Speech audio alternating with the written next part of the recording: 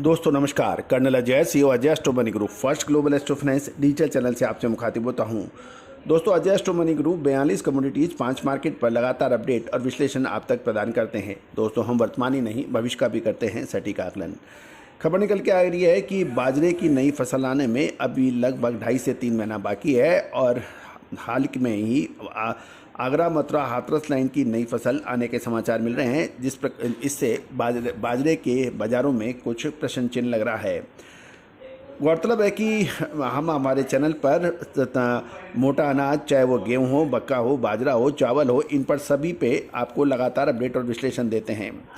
दोस्तों रिपोर्ट के मुताबिक हाथरस मथुरा लाइन में साठी बाजरे की आवक बढ़ने के समाचार हैं और पिछले लगभग 10 से 15 दिन के अंतराल में 2 बार यमुना व हिंडन पानी का नदी के पानी बिजाई वाले क्षेत्र में फैल जाने से स्टॉकिस्टों ने घबराकर बिकवाली के मोड में आ गए हैं, जिससे वहां 1700 से 1750 रुपये प्रति क्विंटल एक्स गोडाउन के भाव की कोटिंग हो रही है।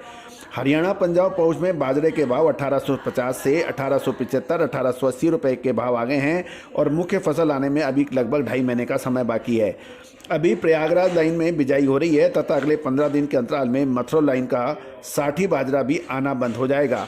ऐसी परिस्थितियों में जो बाजरा उप मंडियों में 1750 रुपये प्रति क्विंटल बिक रहा था, उसमें अब थोड़ी मामूली तेज़ी बनने की संभावना बन रही है। गौरतलब है कि नए बाजरे की फसल आने में अभी समय बाकी है और कुछ क्षेत्रों में बिजाई की और बाजरा यमुना नदी के पानी से खराब होने के समाचार हैं।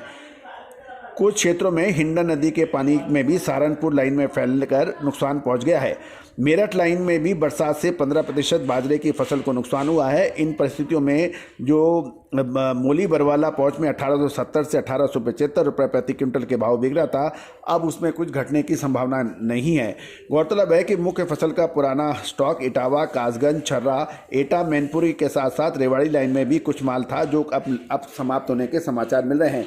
वर्तमान समय में साठी बाजरे की फसल आ रही है, तेजी स्टॉकिस्ट मंदे भाव में माल पकड़ रहा है। इस बार किनकी के भाव भी काफ़ी अच्छे हैं और बाकी मक्की बाजरे में जो नीचे बिक रही थी, अब उसके अंदर निचले स्तर की जाने की संभावना कम नज़र आ रही है। तो दोस्तों चावल के ऊपर भी आपको याद होगा, लगभग 2 महीने पहले से ही हमने आपको अपडेट दिया था कि चावल में शानदार तेज़ी बन रही है और राष्ट्रीय और अंतर्राष्ट्रीय बाज़ारों में चावल के रिकॉर्ड तोड़ तेज़ी दर्ज हुई है।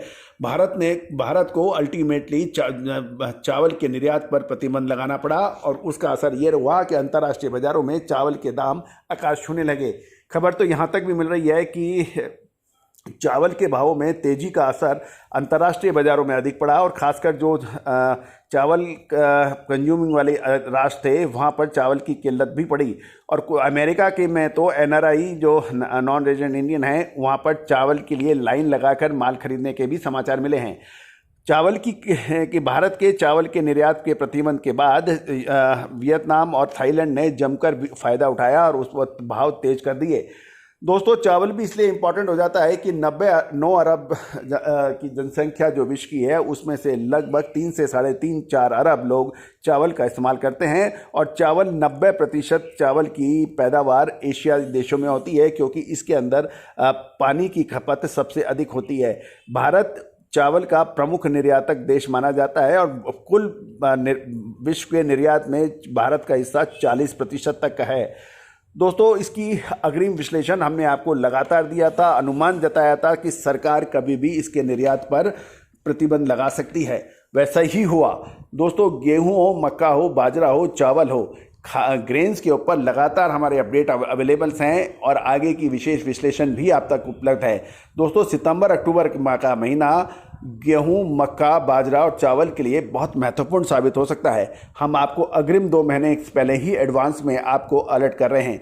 दोस्तों विश्लेषण वो जो समय आने से पहले मिले, खबर आने के बाद यदि उसमें तेज़ी या मंदी का कोई फ़ायदा कभी व्यापारी उठा नहीं सकता। गेहूं पर हमारे जो भी दर्शक हमारा शो देख रहे हैं, हमारे लगातार देखते हैं, चेक कीजिए, चावल हो, चाहे गेहूं हो या मक्का हो या बाजरा हो, जो हो, इन पे हमने लगातार अपडेट दिए थे जो कि सत्य साबित हुए।